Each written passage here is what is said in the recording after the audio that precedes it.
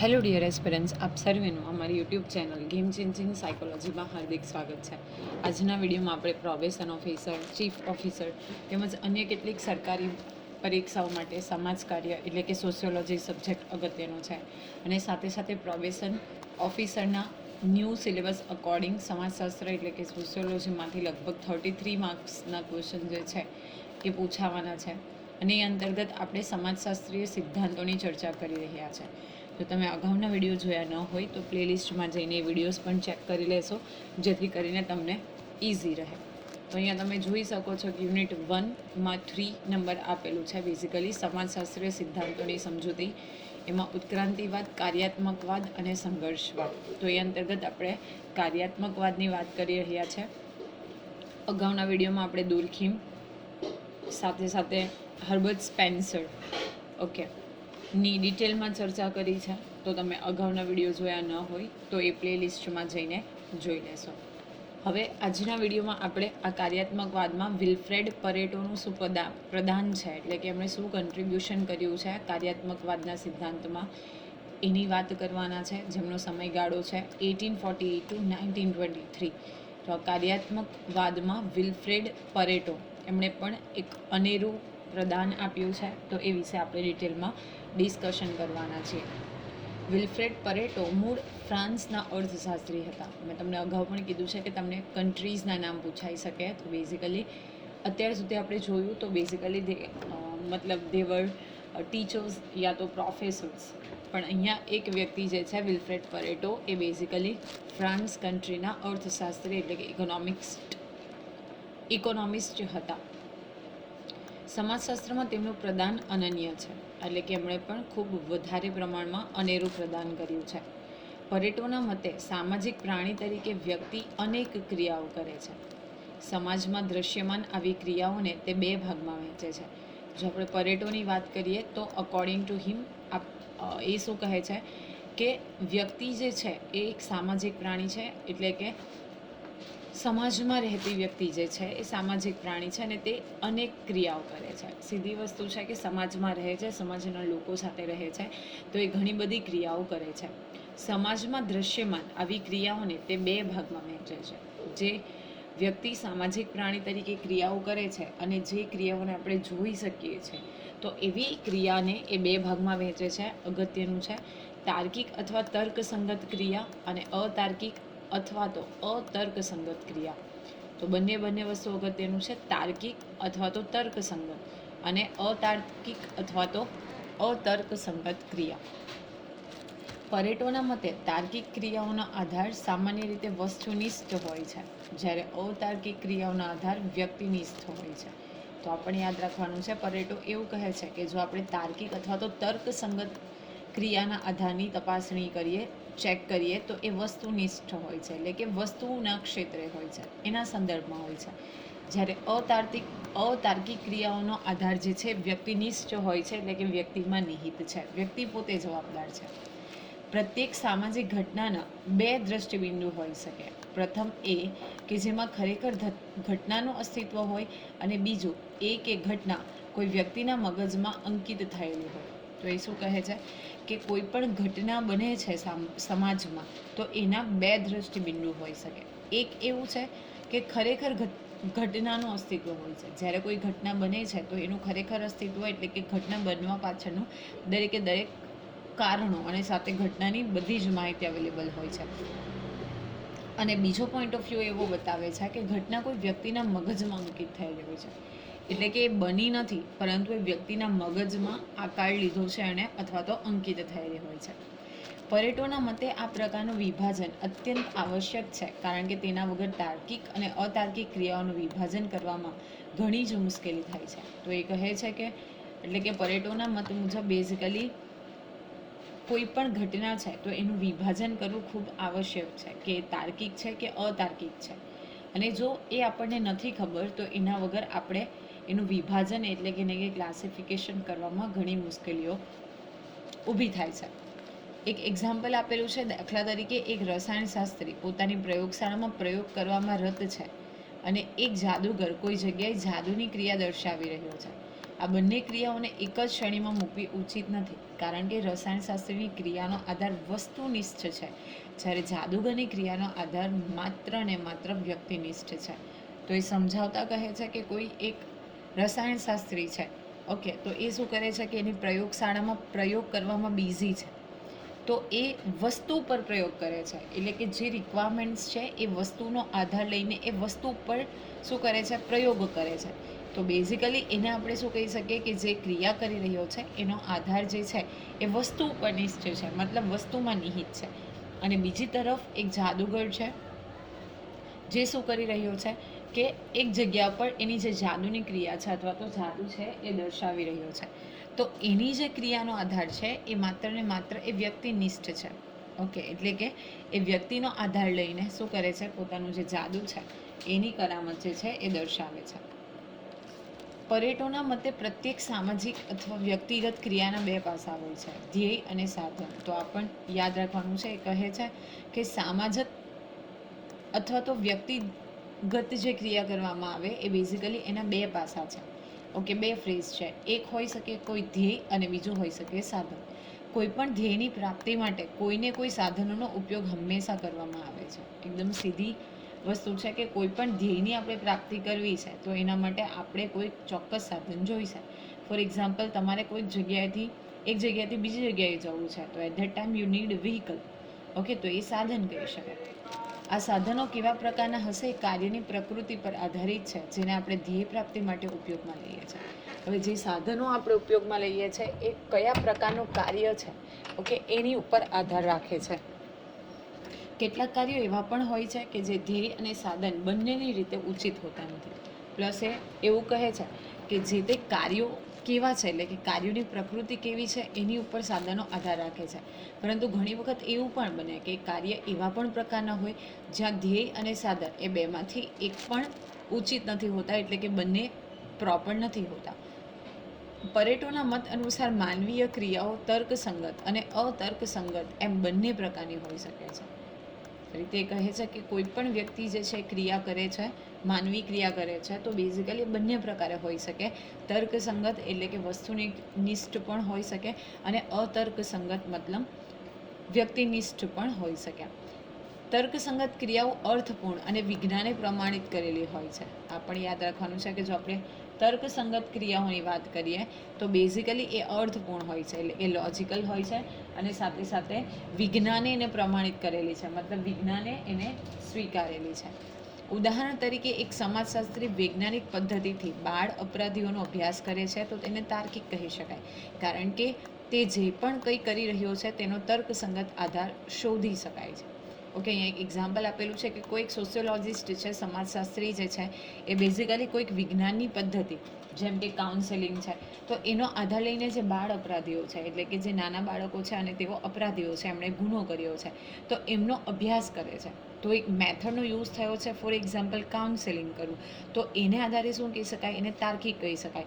અને એ જે કોઈ પદ્ધતિથી ફોલો કરે છે, જે કંઈ કાર્ય કરે છે તેનો તર્કસંગત આધાર શું આધાર છે, તો બાળ અપરાધ શા માટે થાય છે, કયા કારણથી બાળક જે છે એ દિશામાં આગળ વધ્યું છે, કોઈ મજબૂરી છે કે કેમ, તો એનો જે તર્કસંગત આધાર છે એટલે કે લોજિકલ રીઝન બેઝ જે છે એ શોધી શકાય છે. જ્યારે આનાથી વિરુદ્ધ અતાર્કિક ક્રિયાઓ તર્કસંગત હોતી નથી. આવી ક્રિયાઓ કરવાવાળા વ્યક્તિ પોતાની સમજ પ્રમાણે એ ક્રિયાને ઉચિત માને છે અથવા સામાજિક પરંપરામાં આ ક્રિયાઓનું પ્રાબલ્ય વધુ હોય છે. એનાથી ઓપોઝિટ જ્યારે અતાર્કિક ક્રિયા કરવામાં આવે છે તો પરંપરાઓ જે ચાલતી હોય છે એ ચલાવતા આવીએ છીએ આપણે, ઓકે, એને કેરી ફોરવર્ડ કરીએ છીએ, ભલે એમાં કોઈ પણ પ્રકારનું સંગત યા તો લોજિક હોય યા ના હોય. તો એવા પ્રકારની જે વસ્તુઓ છે તો એને આપણે શું કહીએ છીએ, બેઝિકલી અતાર્કિક ક્રિયાઓ કહીએ છીએ. ફોર એક્ઝામ્પલ કે કોઈ એક કમ્યુનિટીમાં પર્ટિક્યુલર રિવાજ હોય તો એ રિવાજ ભલે કંઈક કામનો હોય યા નહીં હોય, પરંતુ આપણે એને જનરેશન ટુ જનરેશન ફોલો કરીએ છીએ તો એને આપણે શું કહી શકીએ, તો અતાર્કિક ક્રિયા તરીકે ઓળખાવીએ છીએ. ઓકે, એક્ઝામ્પલ અહીં આપેલું છે કે પરીક્ષામાં ચોરી કરવી કે ખરાબ સંસ્કારો અપનાવવા એ અતાર્કિક ક્રિયાઓ છે. ઓકે, પરીક્ષામાં ચોરી કરવી કે ખરાબ સંસ્કારોને અપનાવવા એનાથી કોઈ લોજિક નથી બનતું, તો એ બેઝિકલી શું છે, અતાર્કિક ક્રિયાઓ છે. ધ્યેય અને સાધનના આધાર પર તાર્કિક અને અતાર્કિક ક્રિયાઓને સારી રીતે સમજાવી શકાય. દાખલા તરીકે એક વિદ્યાર્થી માટે પરીક્ષામાં પાસ થવું એ એનું ધ્યેય છે અને પાસ થવા માટે પુસ્તકોનું વાંચન, લેખન વગેરે તેના સાધન છે. તો અહીં તમને એક્ઝામ્પલ સાથે સમજાવવામાં આવેલું છે કે કોઈ પણ ધ્યેય છે એ સાધન ઉપર આધાર રાખે છે. ફોર એક્ઝામ્પલ કે કોઈ એક સ્ટુડન્ટ છે જેને પરીક્ષામાં સારા ગુણે ઉત્તીર્ણ થવું છે અને એ પાસ થવા માટે શું કરે છે, રેફરન્સ બુકનું રીડિંગ કરે છે, લેખન કરે છે, ઓકે, પુનરાવર્તન કરે છે. તો એ બધા એના શું છે, સાધનો છે. જો વિદ્યાર્થી અભ્યાસક્રમના પુસ્તકોનું બરાબર અધ્યયન કરે, પ્રશ્નોને લખીને બરાબર તૈયાર કરે તો તેના કાર્યમાં ધ્યેય અને સાધન વચ્ચે તાર્કિક સંબંધ છે અને તેથી તેનું કાર્ય તર્કસંગત છે એમ કહી શકાય. ઓકે, એનું ધ્યેય છે કે એણે સારી રીતે પાસ થવું અને એટલા માટે જે કોઈ પુસ્તકો સિલેબસમાં ઇન્ક્લુડેડ છે એનું બરાબર રિવિઝન કરે, અધ્યયન કરે, સ્ટડી કરે, પ્રશ્ન જે છે એને લખીને વ્યવસ્થિત રીતે તૈયાર કરે. તો બેઝિકલી એ જે કાર્ય કરે છે મહેનત કરવાનું એ, એટલે અને સાથે સાથે એનું ધ્યેય એટલે કે એને સારા માર્ક્સે પાસ થવું છે અને સાધન એટલે કે બેઝિકલી પુસ્તકોનું અધ્યયન કરવું, લખીને પ્રશ્નો તૈયાર કરવા, રિવિઝન કરવું. તો એ બંને વચ્ચે કેવો સંબંધ કહી શકાય, તાર્કિક સંબંધ. અને તેથી તેનું કાર્ય તર્કસંગત છે એમ કહી શકાય. જ્યારે આનાથી વિરુદ્ધ કોઈ વિદ્યાર્થી ખૂબ વાર્તાઓ અને નવલકથાઓ વાંચતો હોય તો તેની આ ક્રિયા તાર્કિક ક્રિયા નથી, કારણ કે તેના ધ્યેય તથા સાધનો વચ્ચે કોઈ તાર્કિક સંબંધ નથી. પરેટોના મતે મોટાભાગની સામાજિક ક્રિયાઓ અતાર્કિક જ હોય છે અને એ ક્રિયા કરવાવાળા વ્યક્તિઓ પોતાની ક્રિયાની તાર્કિકતાને પ્રમાણિત કરવાનો પ્રયત્ન કરે છે. પ્લસ અહીંયા પરેટો એવું કહે છે કે સમાજમાં મોટે ભાગેની જે ક્રિયાઓ થાય છે એ અતાર્કિક હોય છે. કોઈ પણ પ્રકારના લોજિક વગર આપણે કોઈ ક્રિયાઓ કરીએ છીએ, પરંતુ ધ થિંગ ઇઝ કે જે ક્રિયા આપણે કરીએ છીએ તો એને આપણે શું કરીએ છીએ કે નહીં, આ વસ્તુ લોજિકલ છે, તાર્કિકતા છે આની પાછળ સંકળાયેલી, એ પ્રમાણિત કરવાનો એટલે કે એ વસ્તુને સિદ્ધ કરવાનો, સાબિત કરવાનો આપણે હંમેશા પ્રયત્ન કરતા હોઈએ છીએ. ભલે આપણી જે કોઈ પણ કાર્ય છે એ અતાર્કિક છે, છતાં પણ શું કરીએ છીએ કે એમાં રહેલી તાર્કિકતા કે હું જે કામ કરું છું એ બરાબર છે, ઓકે, એની પાછળ આ વેલિડ રીઝન છે, તો એ આપણે પ્રયત્ન કરીએ છીએ પ્રૂફ કરવા માટે. વિલ્ફ્રેડ પરેટો, કોમ્ટ, સ્પેન્સર, દુર્ખીમ વગેરેના સામાજિક વ્યવસ્થા અંગેના વિચારો સાથે એ સહેમત નથી. તો પરેટો જે છે એ કોમ્ટ, સ્પેન્સર અને દુર્ખીમ, જે અગાઉના 3 વિડીયોમાં આપણે જોયું હતું, બેઝિકલી એ લોકો સમાજની જે ક્રિયાઓ છે, રૂલ્સ છે, એને ઇમ્પોર્ટન્ટ આપે છે. એની સાથે વિલ્ફ્રેડ પરેટો સંમત નથી. તેમના મત અનુસાર કોઈ પણ સમાજ એક વ્યવસ્થાના રૂપમાં સ્થિર રહે છે અને કાર્ય કરે છે, જ્યારે અગાઉ આપણે જોયું હતું કે એ સ્થિર નથી, સમય આવતા એમાં કોમ્પ્લેક્સિટી વધતી જાય છે. પરંતુ વિલ્ફ્રેડ પરેટો એવું કહે છે કે સમાજ જે છે એક વ્યવસ્થાના રૂપમાં સ્થિર છે, ઓકે, એક પાર્ટ ઓફ સોસાયટી જે છે એ સ્થિર છે અને લોકો જે છે એમાં કાર્ય કરતા રહે છે. કોઈ પણ સામાજિક વ્યવસ્થા સામાજિક સંતુલનની અંતર્ગત જ વિકસે છે.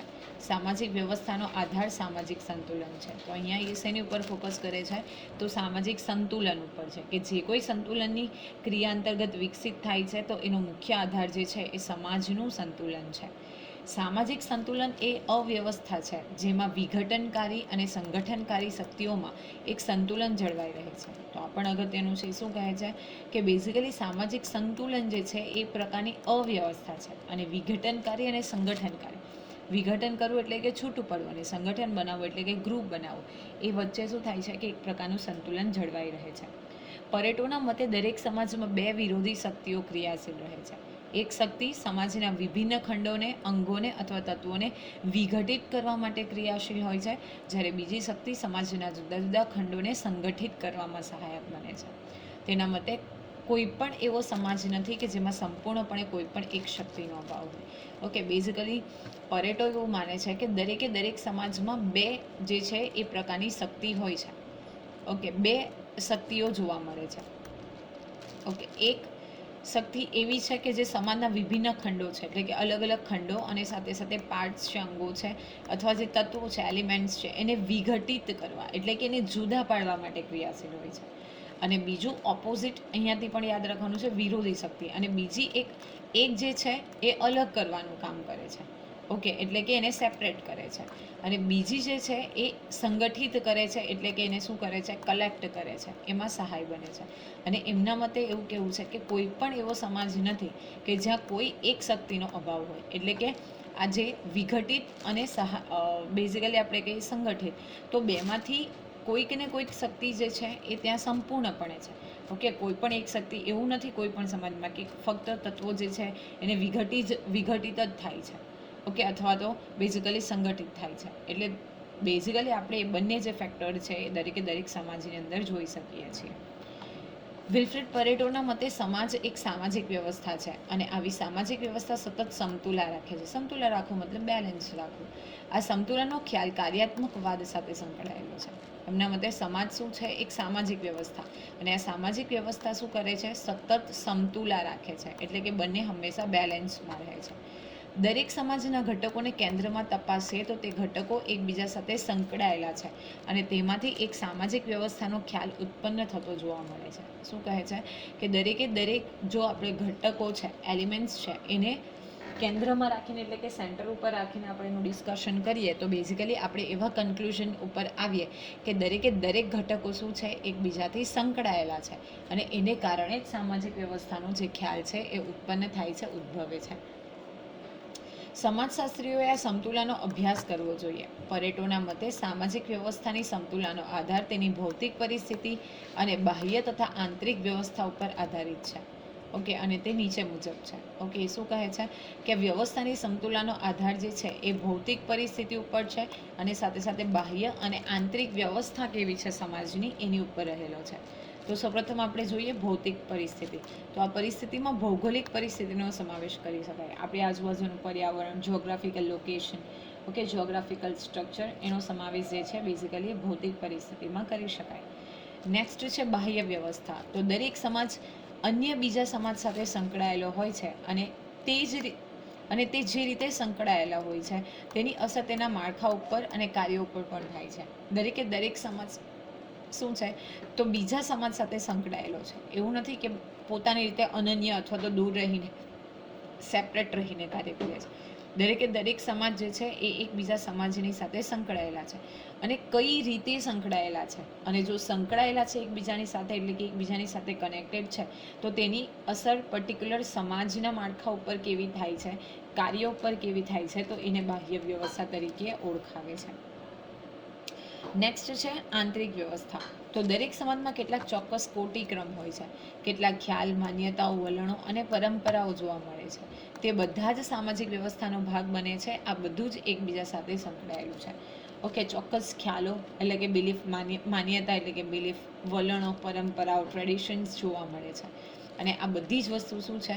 વ્યવસ્થાનો એક ભાગ છે. અને આ બધી વસ્તુ જે છે એકબીજા સાથે સંકળાયેલી છે. પેરેટોના મતે આ ત્રણેય બાબત એકબીજા સાથે સંકળાઈને અનુસંધાન સાધે છે અને સમાજના સભ્યો તેનાથી પ્રભાવિત થાય છે. તો બેઝિકલી આપણે જોયું કે ભૌતિક પરિસ્થિતિ, બાહ્ય વ્યવસ્થા અને આંતરિક વ્યવસ્થા, ત્રણ વસ્તુઓ શું થાય છે? એકબીજા સાથે સંકળાય છે. પેરેટોના મતે અનુકૂલન, સંતુલન અને પરસ્પરાવલંબન તે મહત્વના છે અને દરેક સમાજમાં આ સ્થિતિ જોવા મળે છે. શું કહે છે? એકબીજા સાથે અનુકૂલન સાધવું, સંતુલન એટલે કે બેલેન્સ, અને પરસ્પરાવલંબન એટલે કે એકબીજા સાથે જોડાયેલું રહેવું તે મહત્વનું છે. અને દરેક સમાજમાં બેઝિકલી આવી સ્થિતિ જે છે એ આપણે જોઈએ છે. પેરેટો આ બાબતને સમજાવતા કહે છે કે સમાજના વિવિધ એકમોમાં સતત અનુકૂલન સાધવાની પ્રક્રિયા ચાલુ રહે છે.